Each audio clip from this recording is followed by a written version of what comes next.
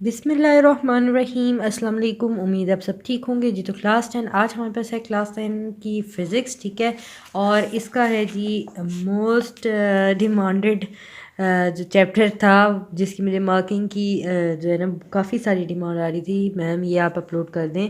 तो ये थोड़ा सा समझ लें थोड़ा सा ट्रिकी सा था, इस वजह से मुझे इसके ऊपर जो लेक्चर बनाने में थोड़ा सा टाइम लगा, क्योंकि इसके अंदर काफ़ी जो मतलब लॉन्ग क्वेश्चन है, शॉर्ट क्वेश्चन है, उनकी ज़ाहिरी बात है मैंने पहले ख़ुद चेक करना है कि आया यहाँ पे कौन कौन से क्वेश्चंस हैं, तो वो ही आपको मार्क करवाने हैं। इसलिए मुझे ज़रा इसके ऊपर ज़्यादा फोकस करना पड़ा और लेट हो गई ज़रा वीडियो, ठीक है।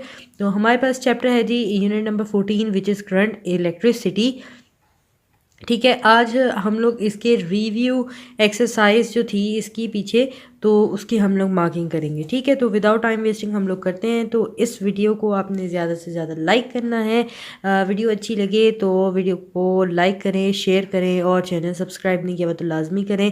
और इस वीडियो के लिए लाइक का टारगेट हम सेट करते हैं तकरीबन 50 कर देते हैं, देखते हैं अब कितने बच्चे जो है वो करते हैं। चले जी, टाइम वेस्ट किए बगैर हम लोग चलते हैं अपनी रिव्यू एक्सरसाइज पर।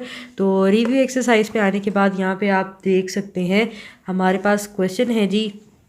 रिव्यू क्वेश्चन नंबर 1 है define and explain the term electric current, यानी आपने डिफाइन करना है और एक्सप्लेन करना है इलेक्ट्रिक करंट की टर्म को, ठीक है। यानी पेज नंबर 91 है, ठीक है। पेज नंबर नोट कर लें ताकि हमें बार बार पीछे नहीं आना पड़े। तो व्हाट इज़, ये सेकंड वाला है, what is the difference between electronic current and conventional current, ठीक है, ये वाला। फिर इसका पेज नंबर 93 है। उसके बाद what do you mean by the term EMF, is it really a force, explain, ठीक है। ये इसका जो पेज नंबर है वो है 95, ठीक हो गया जी।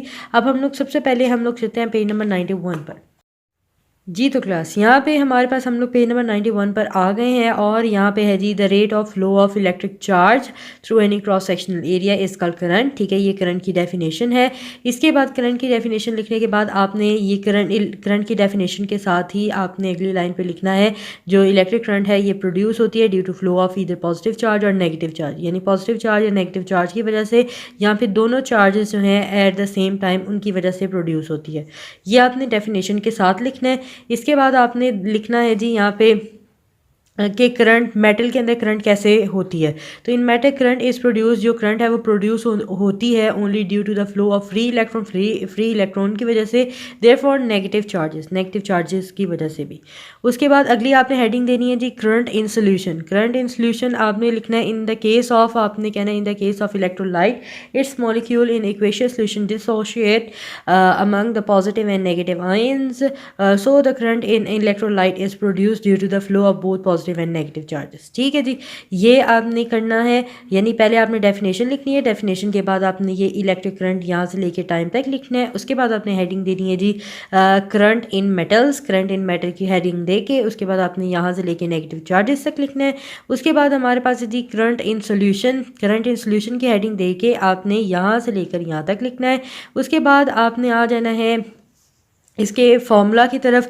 फिर आपने जो मैथमेटिकल फॉर्म जो भी आप लिखते हैं मैथमेटिकल फॉर्म आप लिखेंगे। मैथमेटिकल फॉर्म के लिए आपने यहाँ से लेके if the charge Q is passing through any area in time then the current flowing through it will be given by, यहाँ से लेके यहाँ तक आपके पास फॉर्मूला है। उसके बाद आप एसआई यूनिट को हाईलाइट करके लिखेंगे। इसकी जो एसआई यूनिट होती है वो एम्पेयर होती है, ठीक है। यहाँ तक करने के बाद आपने आ जाना है जी नेक्स्ट पेज पर। नेक्स्ट पेज पे आने के बाद थोड़ा सा मैं कर देती हूँ यहाँ पे आपको नज़र आ रहा है कि ये एम्पेयर की यहाँ से डेफिनेशन है। If a charge of 1 coulomb pass through a cross sectional area in 1 second then the current in 1 is 1 ampere, ठीक है। ये एम्पेयर की डेफिनेशन हो गई। उसके बाद ये कुछ यूनिट्स हैं एम्पेयर की, ठीक है। स्मॉलर यूनिट्स हैं of the current, smaller unit हैं ये करंट की, ठीक है, जो कि है milliampere, microampere which is define as below. तो ये यहाँ तक हो जी। तो क्लास यहाँ पे क्वेश्चन तो हमारा यहाँ पे ख़त्म हो जाता है, लेकिन मैं आपको रेकमेंड ये करूँगी कि आप ये साथ में ये जो पैराग्राफ है ये लाजमी करें, क्योंकि ये जो है एज अ एग्ज़ाम्पल आपको साथ में पूछा जा सकता है, ठीक है। तो हम किसी किस्म का रिस्क नहीं ले सकते नंबर कटवाने का, तो बेहतर होगा कि हम यहाँ तक याद करेंगे इसको, ठीक है। तो ये था आपका फर्स्ट रिव्यू क्वेश्चन, ठीक है। और ये लॉन्ग क्वेश्चन है। अगर लेट सपोज अगर आपसे ये पूछा जाए कि शॉर्ट क्वेश्चन में पूछा जाए करंट के बारे बारे में कि इलेक्ट्रिक करंट क्या है, तो आपने कितना लिखना होगा, आपने ये ब्लू बॉक्स वाली डेफिनेशन लिखनी है, उसके बाद मैथमेटिकल फार्मूला लिखना है और ऐसा यूनिट लिखना है। तो ठीक है, तो ये आपके पास साथ में ये वाला जो ऊपर हमने पढ़ा है ना, electric current is produce due to flow of, ये यहाँ से लेके टाइम तक ये आप लिख देंगे तो आपको 2 नंबर बहुत अच्छे से मिल जाएंगे। ठीक हो गया जी। जी, तो अब अगला हमारे पास रिव्यू क्वेश्चन नंबर 2 है, what is the difference between electronic current and conventional current. तो इसके लिए मैं आपको यहाँ पे स्क्रीन पे नज़र आ रही होगी डेफिनेशन, ठीक है, मैं यहाँ पे लिख देती हूँ, ठीक है। तो ये इलेक्ट्रॉनिक करंट की जो डेफिनेशन है ये आप ये वाली याद करेंगे, ठीक है, जो मैं अभी आपको लिखवाती हूँ, ठीक है। और कन्वेंशनल करंट की जो है वो आपको बुक से ही मिल जाएगी। पहले आपको मैं कन्वेंशनल करंट की मार्क करवा देती हूँ, फिर आपको मैं इलेक्ट्रॉनिक करंट की मार्क करा देती हूँ। ठीक हो गया जी। इसके लिए आपने आना पेज नंबर 93 पर कन्वेंशनल करंट।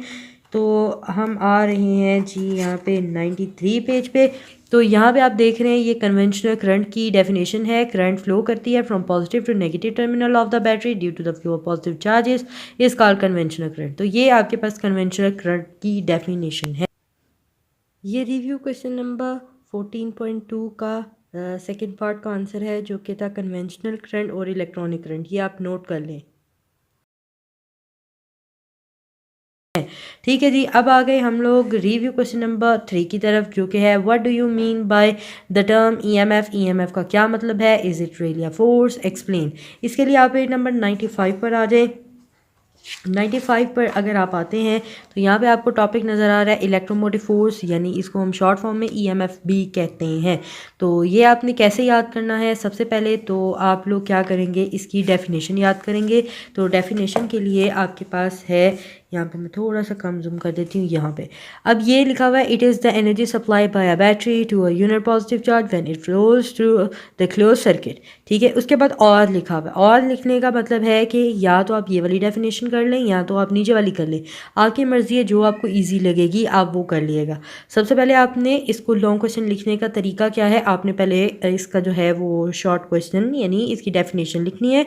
डेफिनेशन लिखने के बाद आपने आ जाना है जी इसके पीछे आने के बाद यहाँ पे आपने एक्सप्लेनेशन की हेडिंग देने के बाद यहाँ से याद करना है for the continuous flow of current through wire battery supplies energy to the charges. यहाँ से आपने शुरू करना है और आना है जी यहाँ तक, यानी पॉजिटिव टर्मिनल तक, ठीक है। ये एक्सप्लेनेशन की हेडिंग के साथ लिखना है आपने।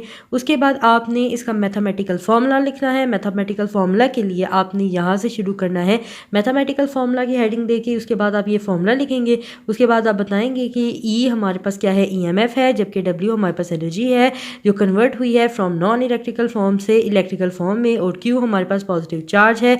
और उसके बाद ये यूनिट लिखी हुई है, the unit of EMF is joule per coulomb which is equals to 1 watt in a system, ठीक है जी। तो ये आप यहाँ तक भी कर सकते हैं, ठीक हो गया। ये आपके पास जो है, उसके बाद ये आगे वाला है, hence if the EMF of the battery is 2 watt then the total energy supply by the battery is 2 joule when 1 coulomb of charge flow through the close circuit. तो ये भी आप साथ में ऐड कर सकते हैं, यहाँ तक भी लिख सकते हैं और यहाँ से यहाँ तक भी लिख सकते हैं, ठीक हो गया जी। इस तरह ये आपके पास यूनिट के साथ आ गया। अगर आपने इसकी एग्जांपल याद करनी है तो एग्जांपल, क्योंकि एग्जांपल के साथ हम लिखेंगे तो और अच्छी बात हो जाएगी। तो यहाँ पे आप देख रहे हैं कि एग्जांपल लिखी हुई है, example of the source of EMF are batteries, thermocouples and generators, ठीक है। तो ये भी आप एग्जांपल लिख सकते हैं। अब बात करते हैं जी, अगर ये आपको शॉर्ट क्वेश्चन में आ गया तो आप क्या करेंगे।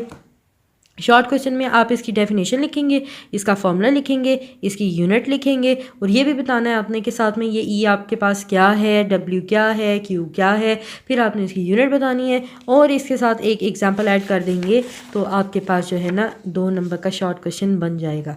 आई होप कि आपको बहुत अच्छे से समझ आई होगी। वीडियो काफ़ी लंबी हो गई है, ठीक है। तो अभी हम लोग इसको यहीं पे फुल स्टॉप लगाते हैं। अगले जो लेक्चर होगा उसमें हम इस आगे वाले रिव्यू क्वेश्चन जो हैं वो करेंगे, ठीक है। आई होप कि आपको समझ आ गई होगी। So keep learning, keep sharing, see you in next video, take care and अल्लाह हाफिज़।